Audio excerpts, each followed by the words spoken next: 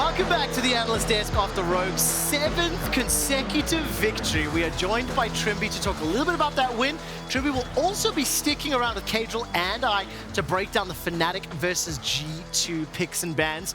Trymbi, before we talk about this particular victory, how does it feel that you have now set the longest winning record in Rogue's history? You've also set their best opening to a season ever, and you're so far 7-0 in 2022.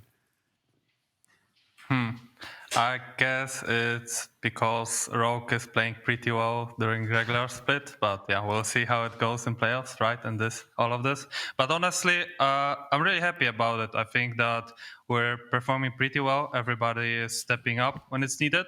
And overall, we're just, I don't know, having quite a bit of fun as well. At least I'm having. Trymbi, it looks like the entire team's having fun. I absolutely love how genuine your smile is talking about the game.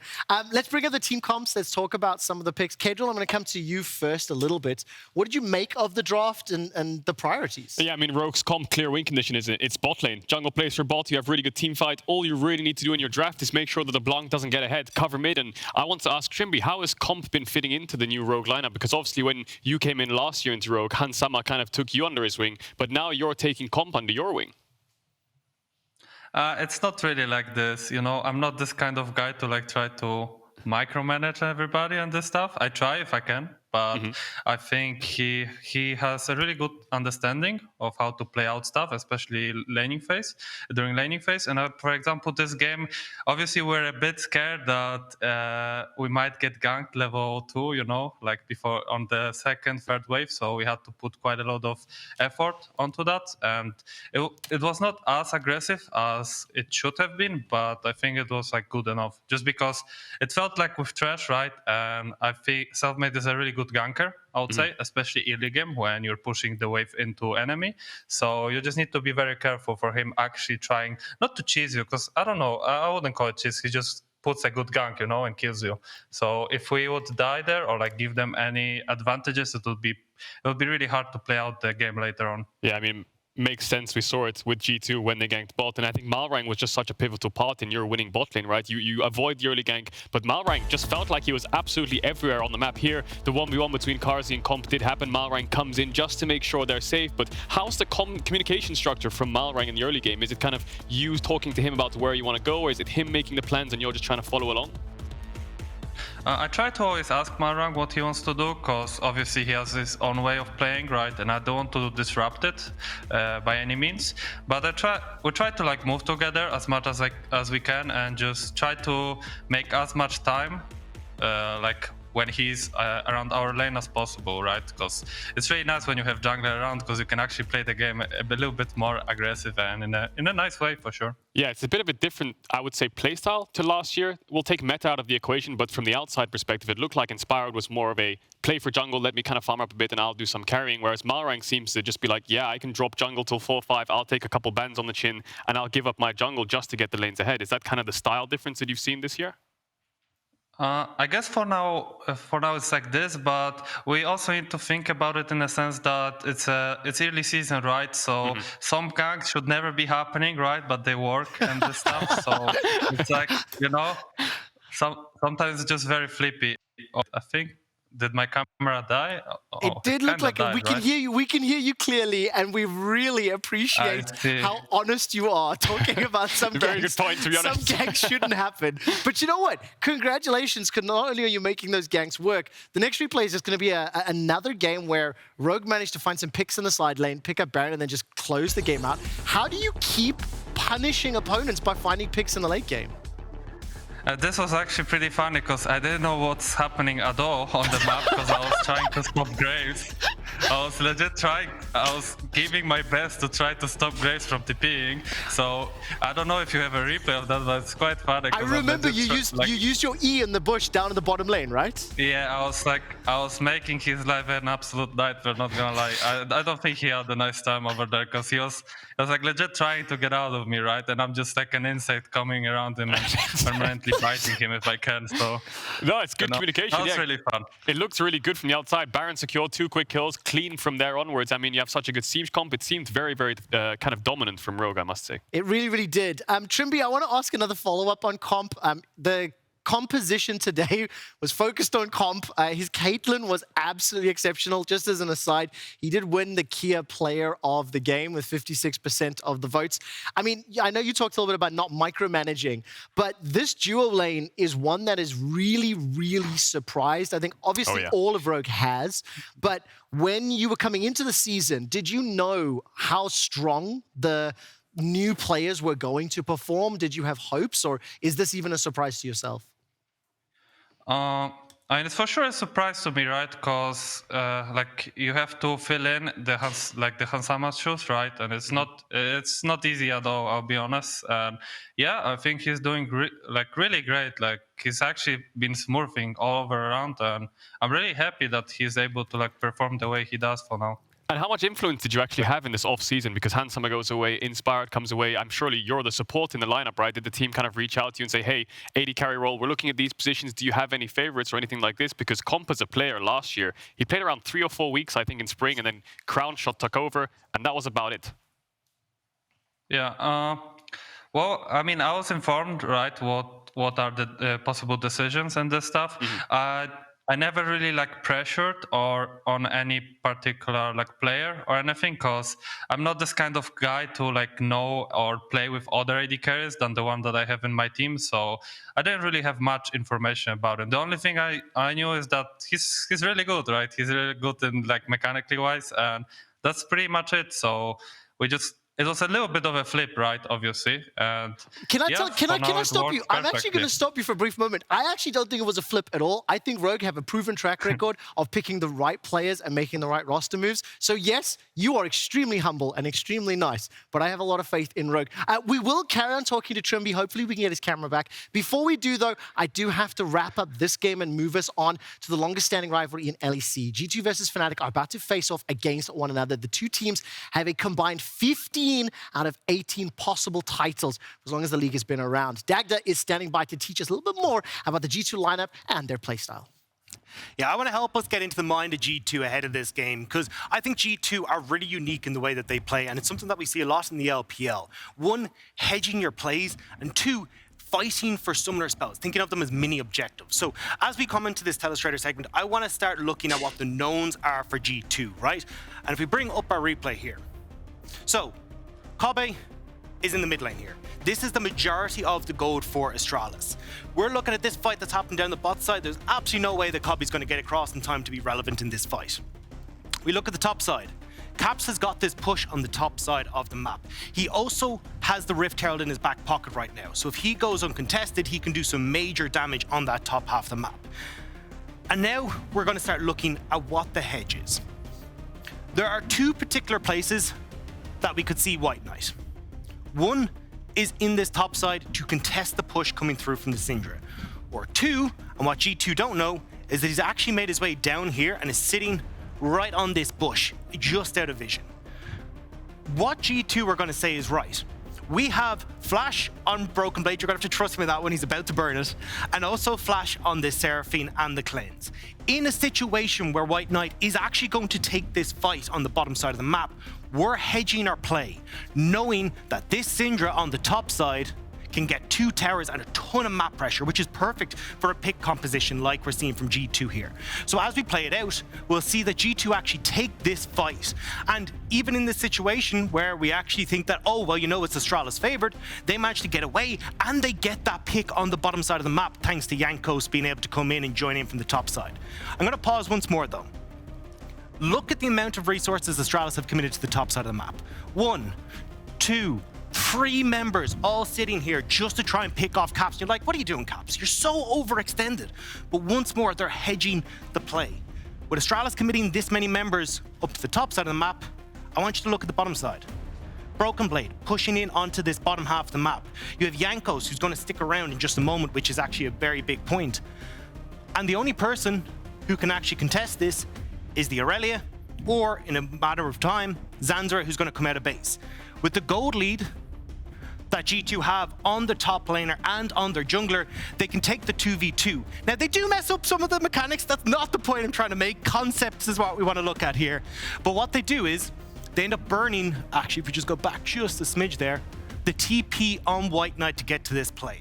And this is the mini objective that G2 were trying to look at. Because the only way that this fight can go awry, where they don't try and trade fairly evenly, is if White Knight commits that TP. And because White Knight does, it gets punished just 3 minutes later. Baron spawns up on the map, and we're going to get this nice push in the bot side of the map coming through from BrokenBlade. And this means that it has to be answered by White Knight on the bottom side.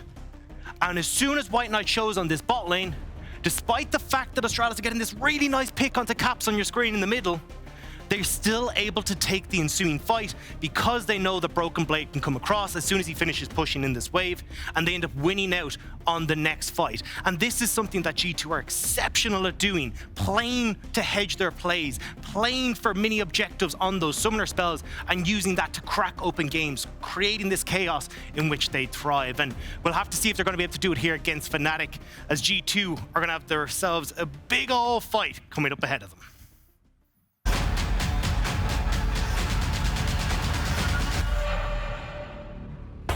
Historically, G2 have had the edge in this rivalry. But with Fnatic's undefeated start to the split, G2 come in as the underdogs. The former champions are starting their season strong, but the other former champions have something to say about it. The reason that Fnatic G2 will be a relevant matchup always is just like, I guess, the historic achievements from both teams. I think it's just natural that the matches between those two teams carry so much weight. Fnatic topple G2, and now your Spring! G2, they take it! G2 are your champion! Will join Man and Rogue at Worlds! These organizations have been responsible for some of the greatest moments in European League history. And watching them face each other feels like you're watching a battle for the soul of the LEC.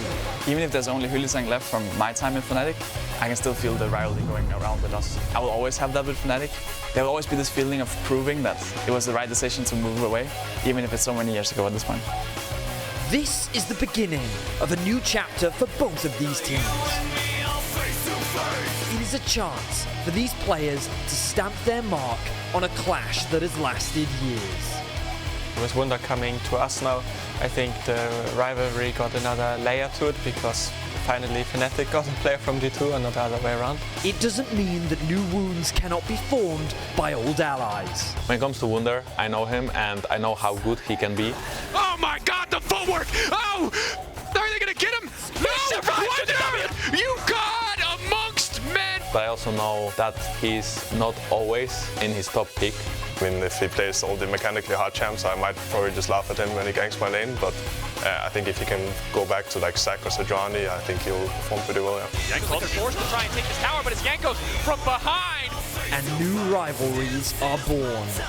I'm really excited to actually face G2 because of my Spanish boy Flakked. I really want to beat him up. It feels kind of weird to be suddenly a part of it because I've been watching those teams play against each other for years now, and now this year I'm gonna be part of those games, so it's definitely very exciting. Such a big fan. Ooh, Boneskeeper comes out just in time. Aurelia now throwing out the ult. That's the lockdown. Targamas incredibly squishy, but G2 have the damage.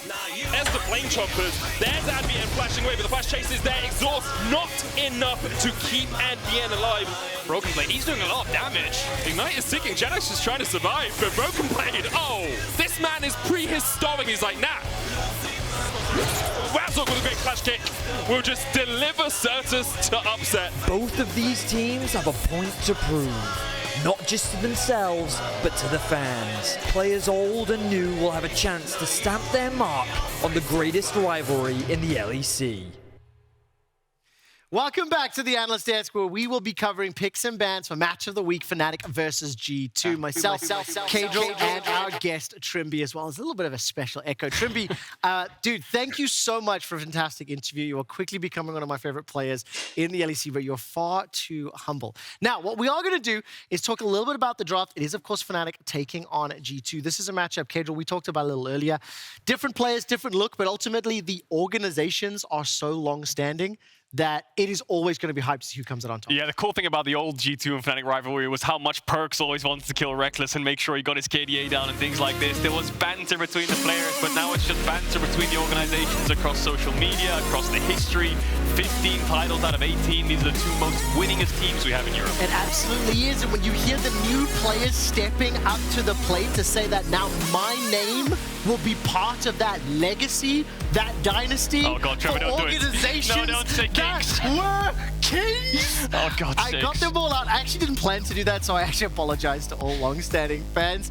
All right, Caedrel, I'm going to hand the mic over to you as we look ahead. Fnatic are on the blue side, G2 red. Where do you think we lead with our bans? We're probably going into the power pick bans, right? And I just wanted to pitch a question to Trymbi here, because we see so many overpowered champions, you know, Renekton, Twisted Fate, AD carry bans, we even see Thresh bans.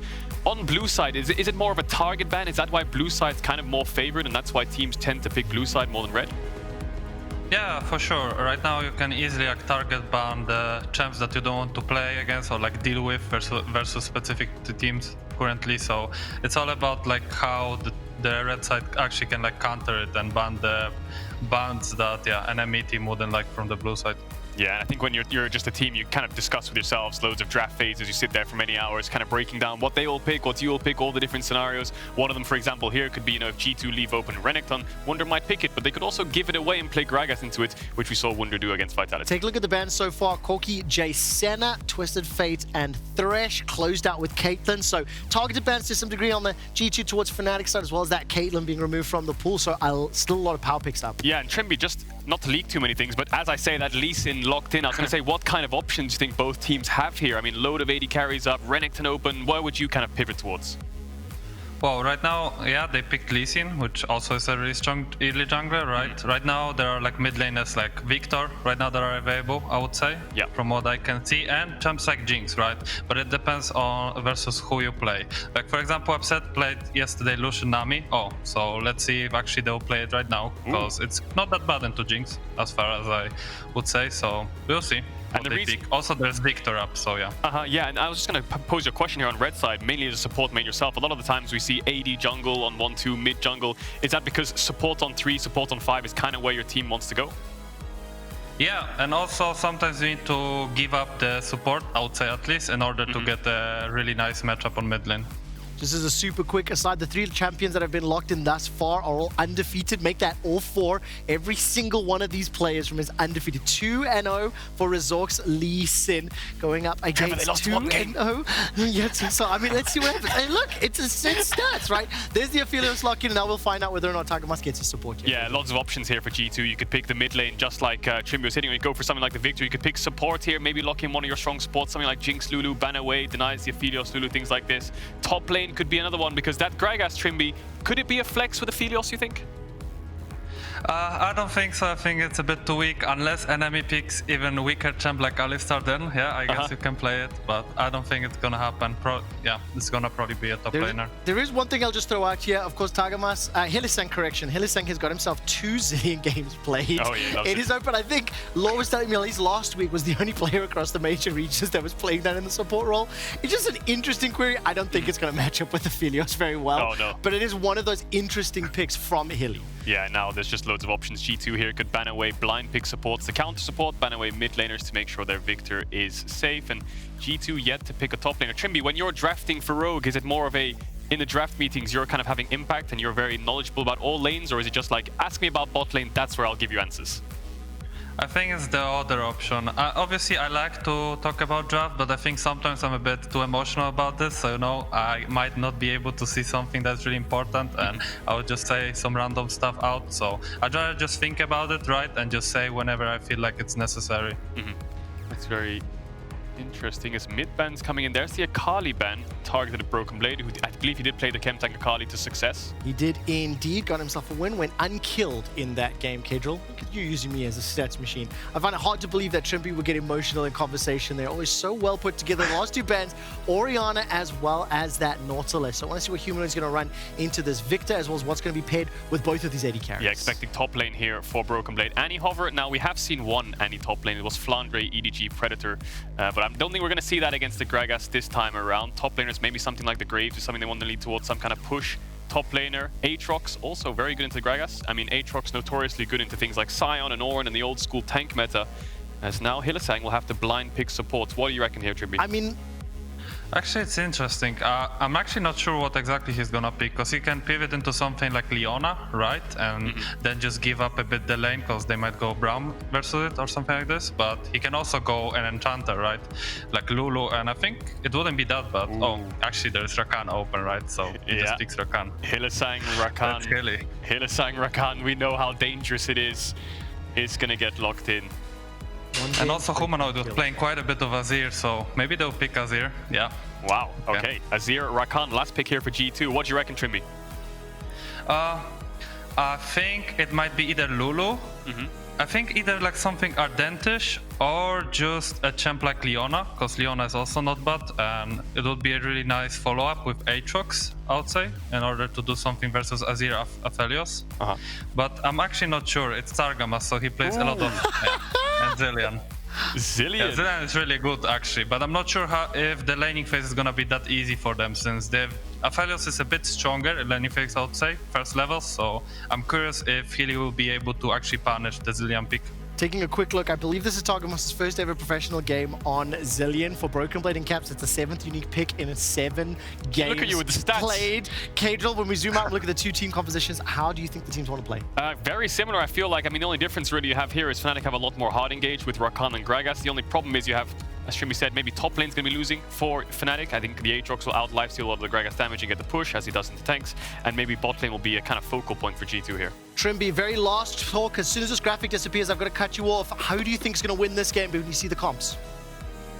I think it's gonna be a lot about Jinx, Zilean, Viktor working together and trying to outrange the Azir Aphelios. So I'm curious how they're gonna be able to execute the Zilean pick. Who do you think will win, my friend? You need to give me a name. I think it will be G2. You think it's going to be G2? Well, let's find out if Fnatic goes 0 to Trymbi. It has been an absolute pleasure talking to you this week. Congratulations. Thank you for joining us for Picks and Bans. It is time to jump into our match of the week, Fnatic versus G2. Thank you.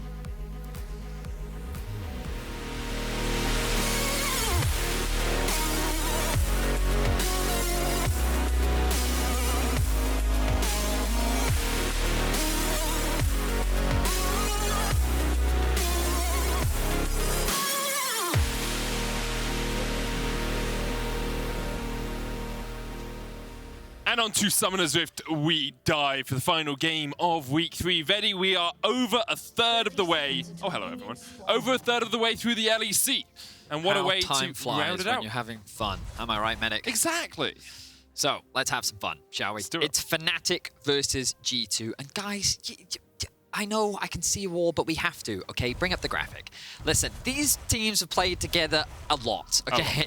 A lot. The head-to-head record is 30 wins to Fnatic, 40 wins to G2. So some quick maths, that's 70 games. That's a lot of games. But we wanted to focus a little more on their most recent performance, which was last year in 2021. During the regular season, Fnatic actually had the upper hand over G2 3-1. And then, of course, in the playoffs, they actually beat them 3-2 in that epic best-of-5 to determine who would end up going to Worlds. Obviously, we did also include the LEC titles in there just to add a bit of history behind how storied these two organizations are. But of course, very different rosters, very different positions in the league right now, but still, two organizations that you always want to watch when they compete.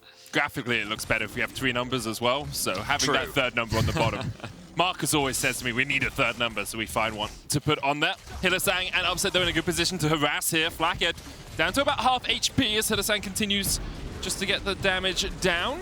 Exhaust juice there onto Hylissang as he was walking away. He will take a chunk in response, but you trade this damage. Like AD carry against support, you always will trade your health as a support for the AD carry's life total.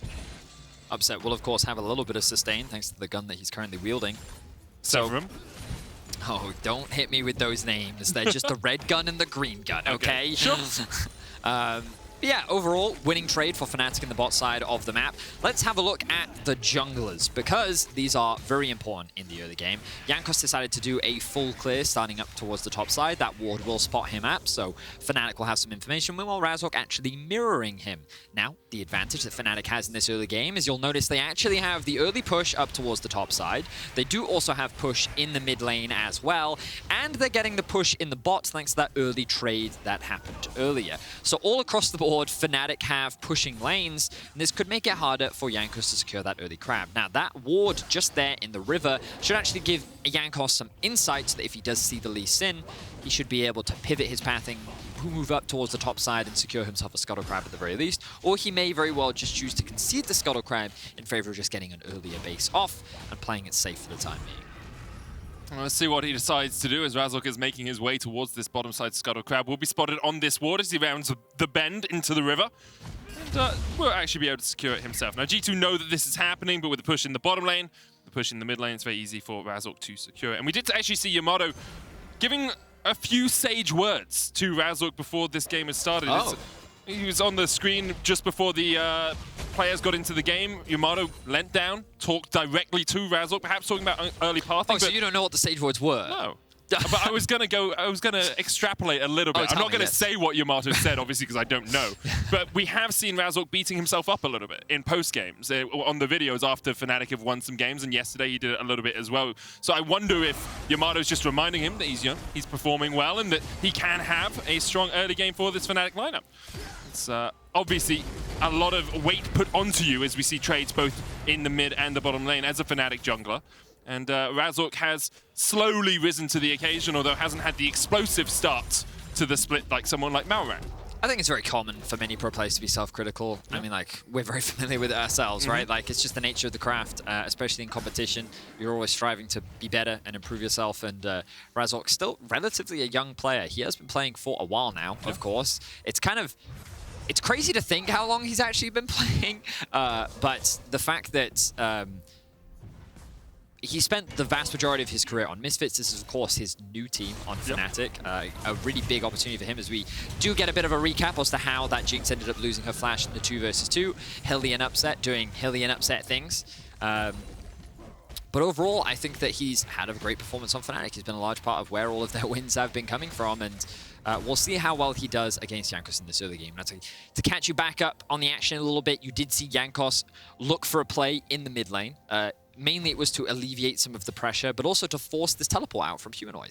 You'll notice that Caps is actually running Ghost plus Flash, which does mean that when Humanoid is constantly pushing, poking you underneath your tower, it can be difficult to find a window for you to actually base where you won't lose too much farm. So having that jungle assistance come through can help alleviate that, force Humanoid to go back to base, and actually force him to use that TP, which is really important. Meanwhile, on the bot side of the map, Zilean in the early game really doesn't do a lot, which means that Upset and Hylissang are going to keep forcing these trades, knowing that they should be stronger in the early laning phase, and they're doing a great job in the 2 versus 2 as well. So overall, the laners looking very promising for Fnatic across the boards, and that has resulted in an ever so slight early game lead.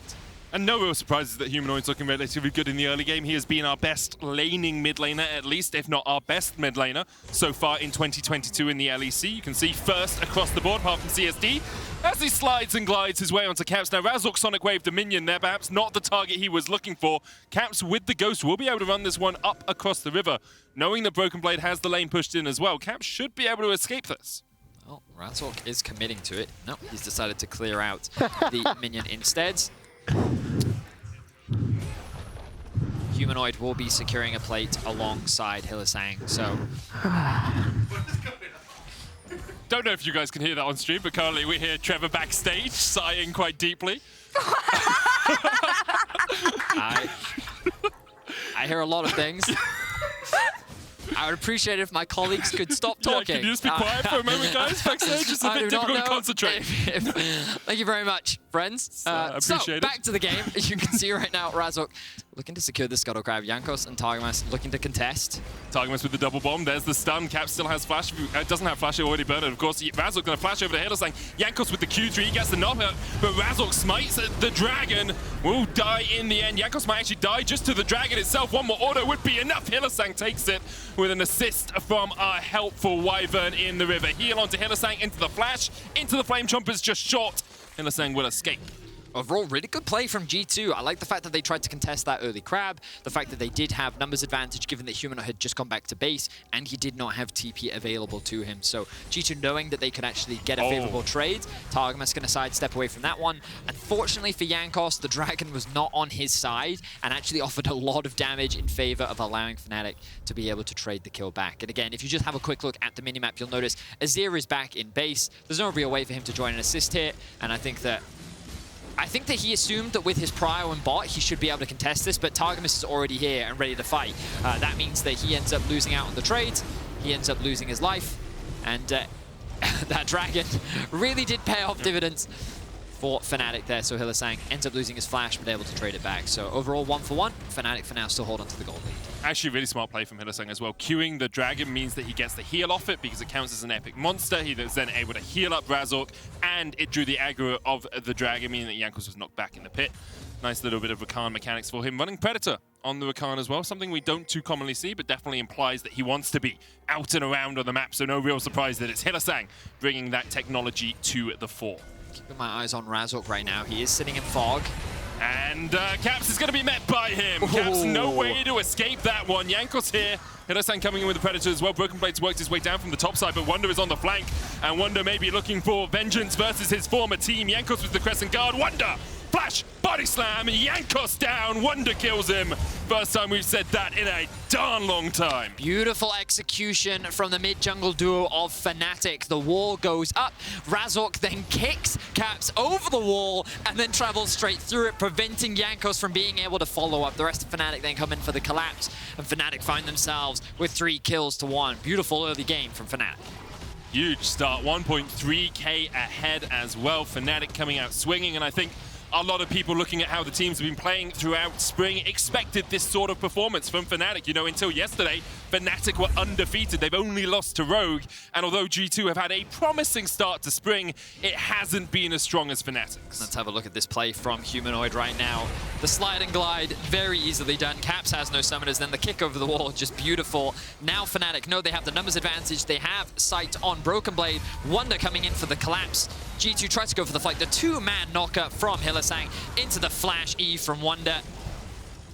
Just overall, very well executed from the Fnatic squad. G2 now find themselves in a slight deficit in the early game. And something Fnatic have done so well is shutting down Caps in this lane. Caps, unleashed on the map, has been a menace for G2 through the first 3 weeks. You can see his lane percentage, the lowest of any mid laner. He is out of this lane all the time he can be. But of course on Viktor, a lot harder to roam around the map.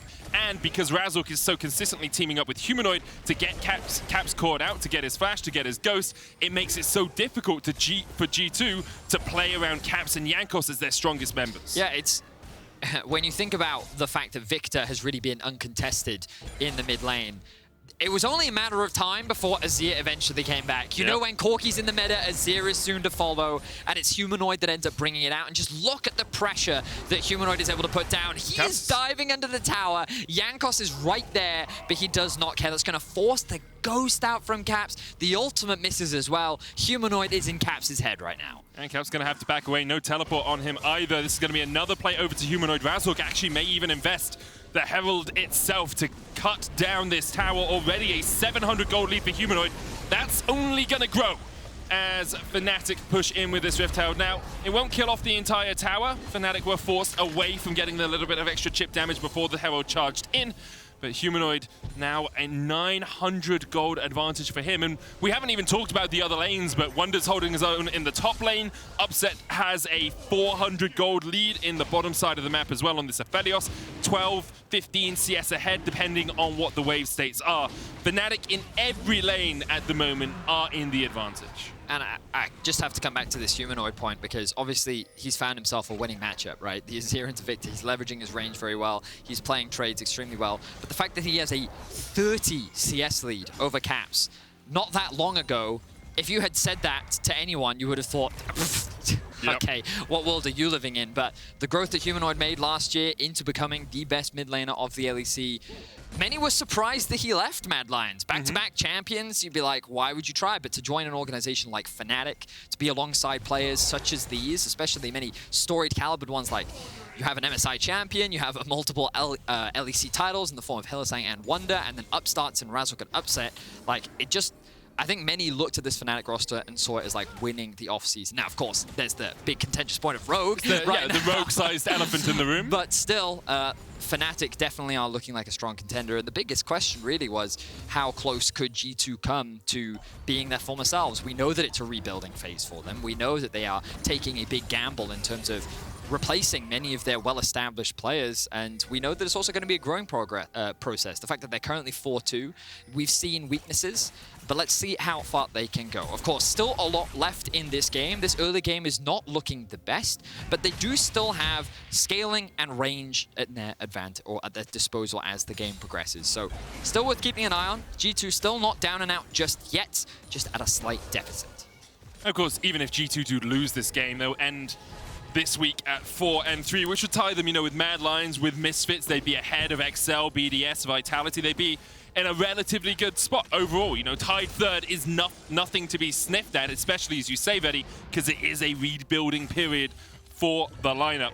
Fnatic, though, could isolate themselves up in second place, 6-1, only one win behind Rogue. And coming into the latter portion of the season, that'll be a very strong start for them. We do still have 2/3. I realize I'm talking like, LEC's going to end next week, but, seven games is a lot. 7 games is almost half of the entirety of the regular season. Bit of trading coming down in the bot lane 2 vs 2. Ultimate from Upset. Not going to proc it, though. Just, it's about sending a message there. Upset was saying, do not fight me. I have gravity on my side. I've got the power of God and gravity on my side. I mean, he does. It's in a gun. He literally just throws gravity at you. The moon's at his side as well, so... He's got all sorts of crazy technology. It's a 2-level advantage for Humanoid. Now going to be reduced to 1 because Targamas will level up his mid laner, but Humanoid having a field day, as you said, in the mid lane. Vedi, 2,000 gold, the lead. I like what Razork is doing a lot of, which is that it's not... I mean, they have ganked Humanoids, to be fair, but he's also just playing around him to say, no, you're not allowed to punish my mid laner. I will be protecting him, and he's just offering that extra bit of value to make sure that Humanoid can play as aggressively as he wants. 5.7k is the gold amount on the mid laner for Fnatic. That is 1.2 over his lane opposition. 30 CS is the difference, which is pretty incredible, but showcasing how well you can gain advantages in this matchup. With the Leandries already finished, Humanoid is looking very, very strong. Upset doing the same with his Gale Force, and have a look at that, the Gore Drinker also done for Razork. So these core itemizations starting to be completed now all across the board, as we are setting up for the Drake. They're spawning in about 1 minute and 20 seconds. So what have we got? TPs across the board. All summoner spells are up for everyone. So if we are going to see a fight, I think right now G2 will probably avoid it. I think Caps won't be able to, because Hylissang's here with the quickness. Caps does have the flash to try and get away, doesn't use it, charmed up, but the Chrono Shift will bring him back, and Caps walks right into the midst of the fight, kills off Humanoid. Razork now on the wrong side of dodge. He's exhausted, knocked up double, but Caps baited and outsmarted. Caps was waiting with Targamas by his side. A very quick collapse from the side of G2 immediately equalizes the kill score. Very well executed from G2, and you can see that Fnatic was trying their best to wait out Targamas' ultimate. Caps was basically just, he was doing a full-on Leroy Jenkins right there. He was like, come on, kill me, kill me, kill me. I want this ultimate to proc, but they refused, they waited, and then Razork, thinking that he waited long enough, flashed in for the commitment, and it still didn't dissipate. You can't help but feel the frustration as Razork thought that he could trade 1-for-1, but ends up not being able to get anything off the back of it. And this initial engage looks promising. Caps throws down the gravity well to buy time, and then he gets his ultimate here. And this is where you can see Fnatic just waiting. They're like, we don't want to proc it yet, we're just going to wait. Razork is holding on. Humanoid does in the backline, and then the ultimate just comes through as Razork makes the commitment. Because he cost his flash, there's no way for him to get out of this situation. And G2 find themselves 2 kills, both going on to Caps. 5 seconds is a long time in a team fight, and that's how long that Chrono Shift will stick on you, giving you that resurrection passive. Because of it now, G2 able to get back within about 1,200 gold. They will lose their second dragon of the game, though. Fnatic able to secure that for themselves. And you saw Upset trying to just push in the bottom lane to keep Flakked and Targamas underneath their tower. Does that. They were both back, and this is actually going to be another tower for Fnatic as well. So good little bit of tempo play from him. Good little bit of positional play on the map for them here as they take a tower, take a dragon, just off the G2 reset timers. If we could have a quick look top lane, observers, have a look at how this tower's... Yeah, I figured as much. BrokenBlade has been putting a lot of pressure onto Wunder. We haven't really paid much attention to the top lane. They have been involving themselves, of course, in a lot of the little skirmishes that have been happening around mid lane, both using their teleports whenever there was an opportunity. But by and large, in the 1v1, it's gone as expected. BrokenBlade primarily pushing Wunder underneath that tower, and I imagine that G2 will look to secure that tower, as Humanoid is actually looking for a play in the top lane. BrokenBlade has the ult, will pop it for the extra movement speed. Wunder not able to land the body slam, does get the knockback though, and BrokenBlade with a good flash away from the Emperor's Divide. Can try and turn this one. There's no grievous wounds sitting on Humanoid, although BrokenBlade forced back underneath the tower. Able to retreat and does manage to survive. I expected Humanoid to actually go a little further than that with his EQ. I wonder if the wall got in his way ever so slightly. But regardless, they still get the flash out from BrokenBlade. He will get away with his life, and this will allow Razork to pick up the Rift Herald and utilize it as a means of, well, they could take the top tower if they wanted to, but it seems they're not going to spend it for now, which means that G2, of course, making that cross-map play on the bot side of the map. So good awareness from G2. They don't lose their top laner. They are able to get a little bit of gold into their back pocket. And overall, still G2 in a decent spot. They found themselves with a struggling early game. A lot of their laners obviously falling behind in terms of the laning matchups. But still, the gold, not too bad. I think that G2's not too worried about their current position for now.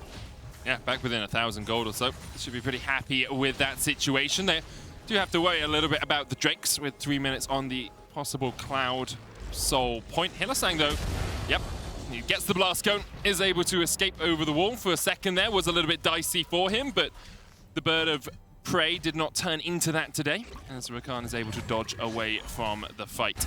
Humanoid now, I was going to say relegated to a side lane, but not really relegated. He's been promoted to being his own captain in a side lane, can just push out the waves. He gets that up towards the tower, then comes back and rejoins his team. But G2's vision control over this bot side is second to none. A slew of wards just totally controlling any possibility of a Fnatic rotation towards where Caps now stands. Basically, they leveraged the fact that when they did secure that bot tower they had a window where they could get all that deep vision in, and I mean, it's just a good bit of deep vision. It's not really going to mean a huge amount for the time being because Fnatic is going into G2's jungle. Jankos dives back onto Humanoid. Crescent Guard will keep him safe for now. TP used by Wunder. Maybe a little bit over-eager there from him, as isn't able to get anything out of that TP, and because of that, gives Caps a little bit more time just to continue pushing in this bot side. Humanoid now making his way up towards the top lane. Will look to secure that tower. G2 just trying to mitigate the aggression coming out from Fnatic right now. They know that they still have a strong late game composition. They know that they will continue to scale. So the priority should just be that. For now, Fnatic though don't want to slow down. BrokenBlade kick back, should be able to get underneath the tower, has the World Ender, the ultimate, but doesn't have flash, remember. Targamas here with the Chrono Shift, Rift Host going to charge in. Remember, Caps, no TP on the Viktor, so he isn't able to instantaneously respond to any fight like this, but he can find a flank. As the Ghost as an option. Humanoid will spot out Caps. Damage coming down. Caps flashes away from the grand entrance. TP coming in now as BrokenBlade looks to join the fray.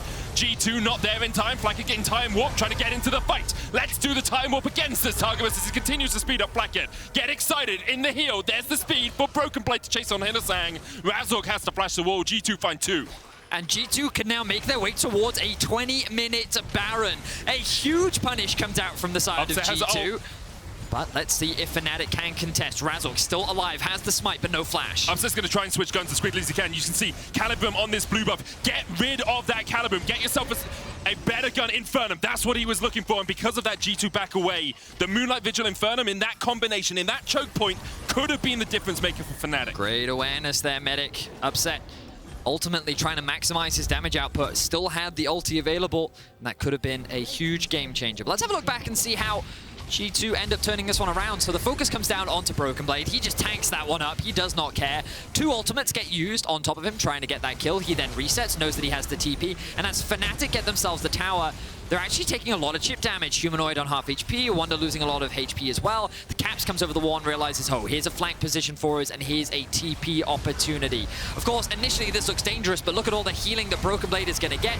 The rocket from Flakked to be able to secure the kill, and ultimately, Fnatic is just broken apart. They're separated at this point in time, with which G2 is immediately able to capitalize on. Great play from G2 to swing the game back into their favor. Of course, the gold gap's still at a slight deficit, but they'll secure another tower, and they show Fnatic that their team fighting is the real deal, and they need to respect it. G2, though, sacrificing this third dragon of the game for that top tier 1 does mean that Fnatic will be on soul point. And as much as, you know, we talk about Cloud Soul, and you see it on Twitter, and you see it on Reddit, an undervalued soul, not as impactful perhaps as obviously as the other souls. Cloud Soul is still a large benefit to your team. It does still increase your chances of winning the game. It's not something you want to give up too lightly. G2 deciding that the extra damage on the top lane, and because of their position after the resets, that they couldn't challenge for that one. We'll see if they decide to challenge in 5 minutes' time. So we reach a bit of a lull state. Both teams right now, there's no real objectives to play for, so it ends up just being a battle of wave clearing, battling for vision, looking for potential picks. Because of course, with the Baron up and available, a single misstep could result in a very quick pivot to securing that objective. You look at both sides. Azir, Aphelios, very fast at taking down a Baron.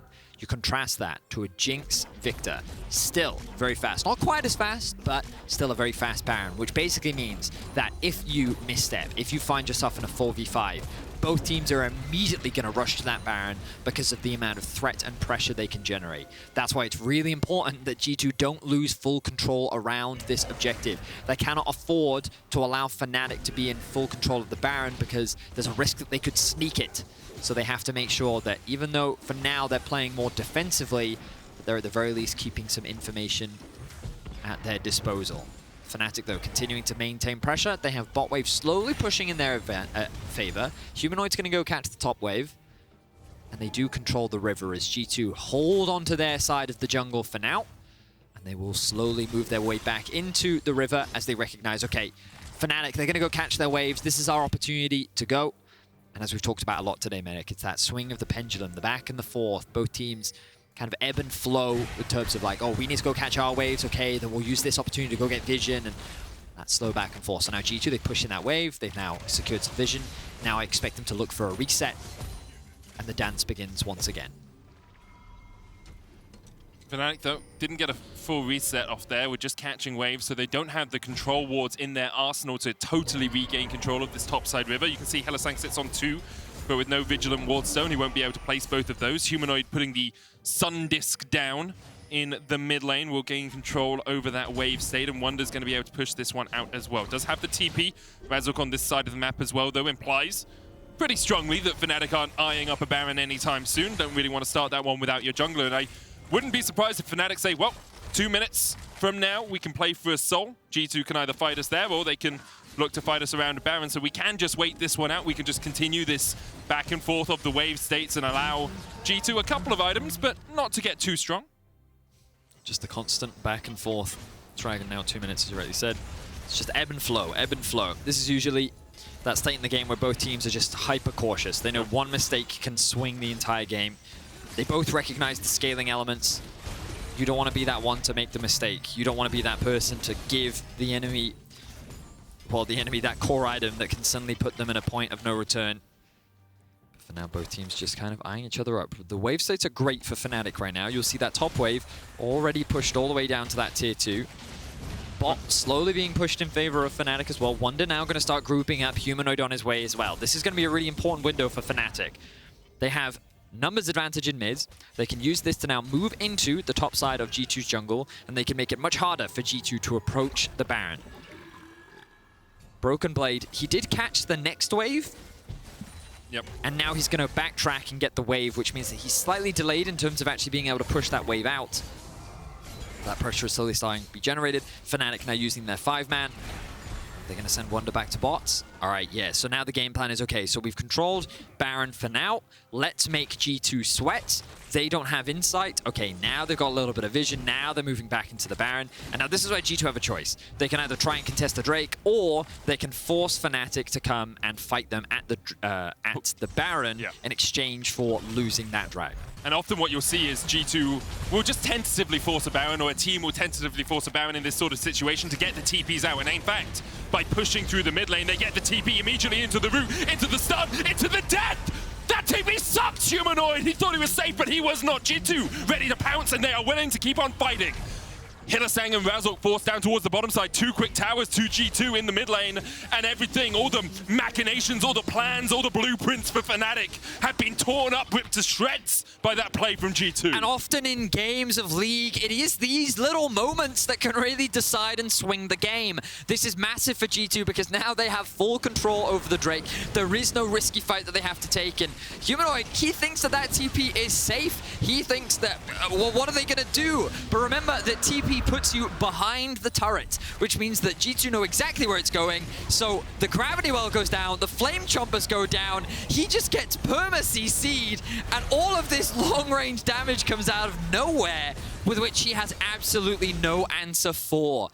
Beautiful pick from G2, will completely equalize the gold, will secure them the dragon, and now they can just continue to stall. Look at this, 3 items that finished for Flakked.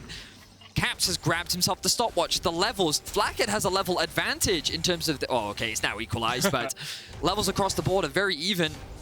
And G2 are putting up a much stronger fight. This early game looked disastrous for G2. Fnatic was winning in mid, winning in bot. They were getting all these Drakes. They had too much control, but these small windows, G2 have been able to find and punish Fnatic and have been able to reclaim control over the game.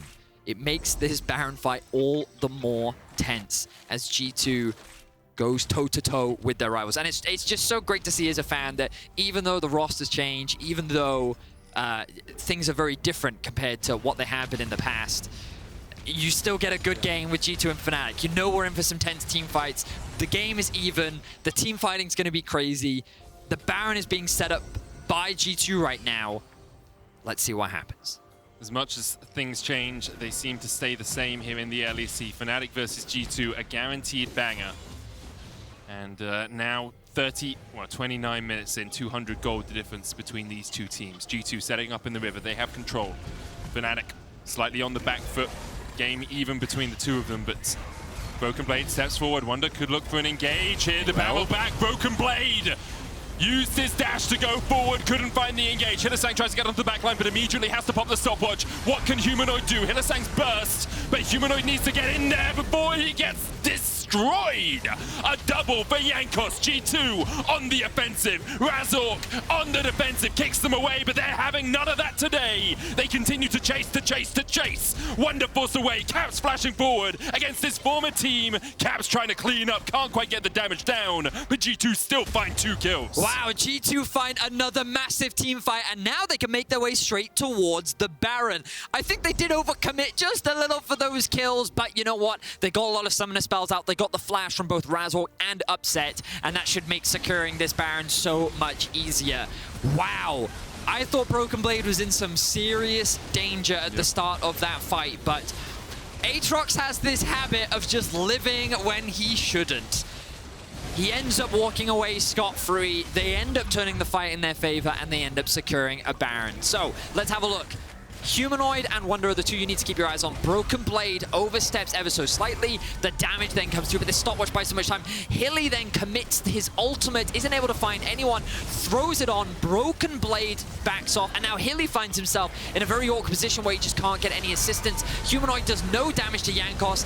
He's now in the awkward position. He gets blown up, and like the rest of Fnatic really couldn't get involved in the fight. It felt like this weird standoff between like the two front lines where they were just waiting for that one moment of overcommitment. It was Hilly that overstepped slightly too much, and G2 used that as an opportunity to get the resets onto Jinx, and then the chase down began. Now Baron buff for 2 minutes, 3,000 gold ahead, and as much as Humanoid had a very strong early game, as much as resources were invested into him, as much as he has a 70 CS lead, He's 0-4-2 on this Azir, and although the soldiers do a lot of damage, he hasn't had the impact in these teamfights that he would have been looking for. Hasn't had the impact that we saw in the early game that we've seen across the rest of Spring. Fnatic now well and truly on the back foot, retreating behind their towers as G2 push in with the Baron buff.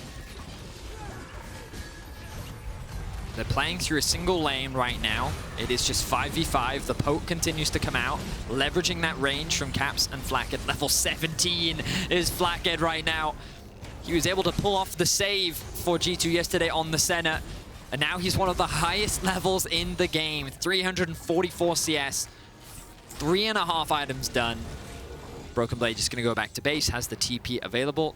G2 just going to stay bot for now. Fnatic going to use this small window to claim some control over their half of the jungle so that they can still look to contest the Drake that is spawning soon. And G2 just going to push this wave and then take all of that vision away from Fnatic. I like this. They'll be able to steal away the red buff as well. And now with BrokenBlade on his way back to the fight, G2 perfectly set up to secure themselves another Drake. It looks like Fnatic do not want to take this fight. Don't have summoners on upset, don't have a flash for Razork, means that G2 should be able to secure this one pretty easily.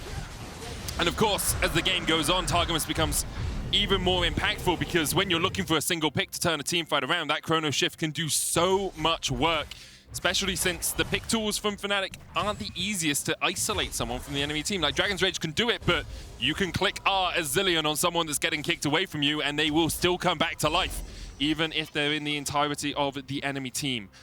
The last couple of fights definitely gone G2's favor. Baron expiring in 20 seconds time, but they have fought back very well from a bit of a poor early game by their standards at least. And Fnatic now are trying to find something to get themselves back on stable footing. Certainly are. G2's Baron will be running out now.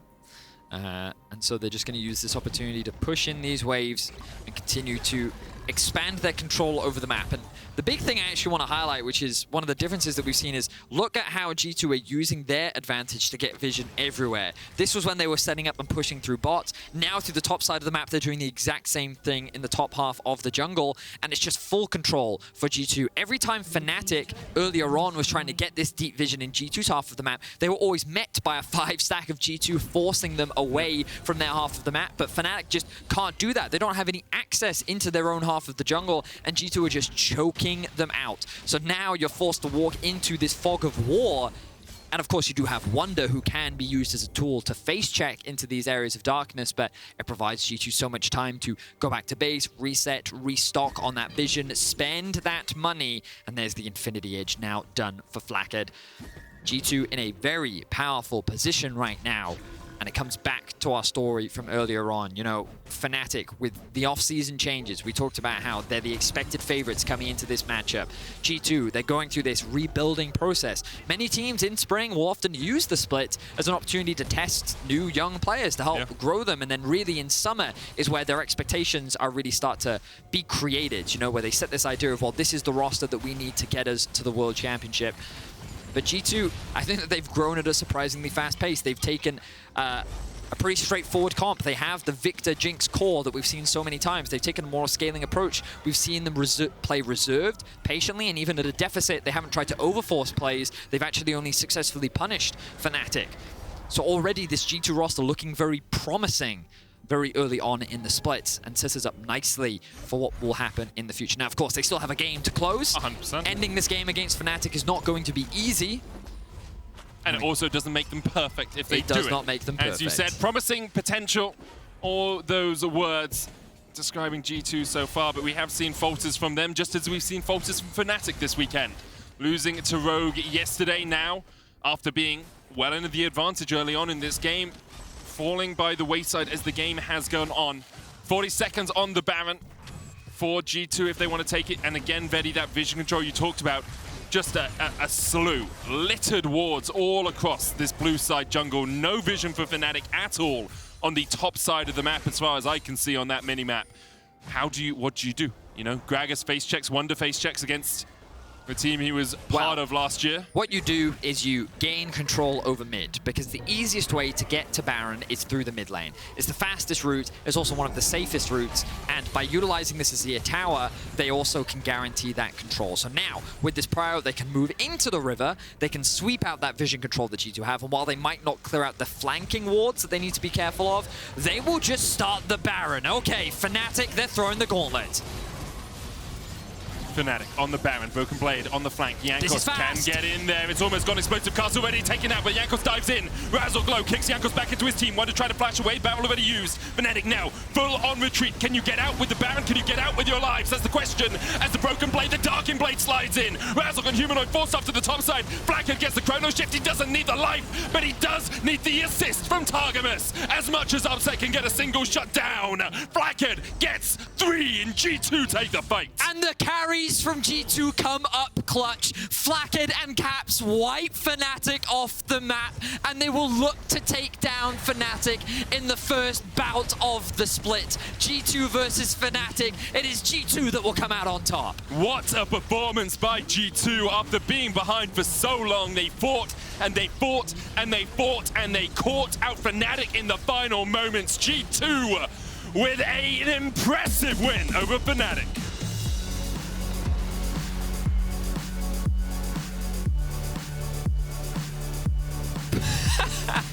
And a mediocre celebration, but we give them credit for trying. Yeah, They're no Mad Lions, but they'll get there, they'll get there. Oh, I respect it. Look at the excitement on their faces. A big win for G2. 5-2 right now after week 3. I think that considering how many shaky games they've had, like, obviously the doubt starts to creep in with G2, but now they're sitting towards the top of the standings. Tied with Fnatic, Tied with Fnatic, right behind Rogue.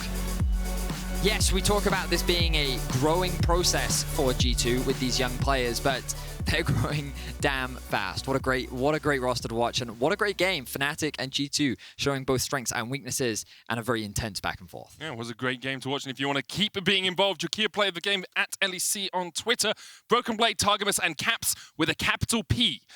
Still not sure why he decided to do that for his name change, I'll be honest, but great to see Caps once again have a strong performance, especially against Humanoid, who had, up until today, been one of our best mid laners of the split. I mean, he still has been one of our best mid laners of the split, just struggled today to really have an impact in that game.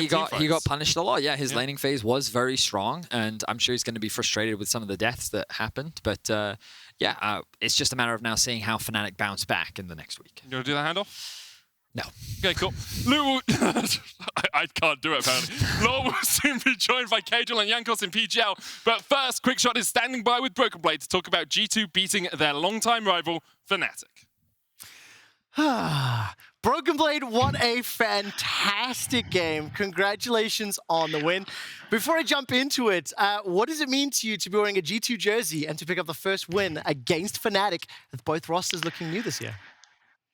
It definitely feels amazing, especially after our early game. I think our early game was kind of rough to this game, but we managed to pull through and show a very strong performance later on in the mid and late game. Very, very happy with the team's progress, especially against the team like Fnatic, right? Means a lot. Also, playing against Wunder is always nice. Also, beating him is always nice. So that feels good. BrokenBlade, so I'm very happy. Why am I even here? You're interviewing yourself fantastically. Dude, okay, what went wrong in the early game that allowed Fnatic to pick up such a big advantage? I think Caps actually died mid or something. I don't actually remember, or something like that happened around mid. And he lost a lot of CS, so we had to scale. But I had a really good matchup, the Aatrox against Gragas, right? So I could generate a lot of pressure, help my team a bit, even though it's not really actively helping them. But the pressure that I generated in laning phase was just, I think, enough to help my teammates scale. And with, I think everyone played exceptionally this game, in late or mid game at least, mid and late. I think Targamas had a really solid Zilean performance, Flakked, just everyone just played really great. Vivi, I'm getting so excited listening to you. Like, you're getting me hyped up. You used the word pressure, and I have a replay that I want you to watch through. When we pull this replay up, we're going to watch it, and it's going to pause at one particular moment, right? As this comes up onto your screen, I would love for you to tell me what went through your mind the moment the replay pauses and you've used that stopwatch. Well, like here, I was already very confident in the game that we're winning, and Jankos made a really good call to buy stopwatches before the fight. So thankfully, because of Jankos, I had a stopwatch in this fight. I think I still played this fight a bit bad, because we did have Zilean ulti here. I appreciate you saying that. BB, I'm going to ask the production team to push play, and I want to know how much were you clenching when you ran away and obviously got to turn it back? Well, it was really, like, I was actually kind of afraid of their damage there. Like, I actually didn't think I was gonna die, even close. But I think Azir dealt a lot of damage to me this game. So I was a bit scared, but my team had me, and we just won the fight. I mean, from my side, watching, backstage, getting very excited. The moment you won that fight, I kind of had this feeling that G2 were going to be able to arrest control. It looked like a pretty clean closeout. What was communication like amongst the rest of your players when you knew and you felt like you were going to take down Fnatic? Well, Caps was actually always reassuring that we're just going to win the game, because we already outscaled them and there's like no need to rush things. So we didn't really, like, that's why there was not a lot of fighting. So we always took like guaranteed fights, right, that we're always going to win. And then Fnatic ended up flipping Nash because they all also realized, hey, we're getting outscaled. And then we just won the game, right? I think very good comms from just everyone this game. Staying calm and knowing that the game is won basically just because of our draft in late game, right? Yeah. So.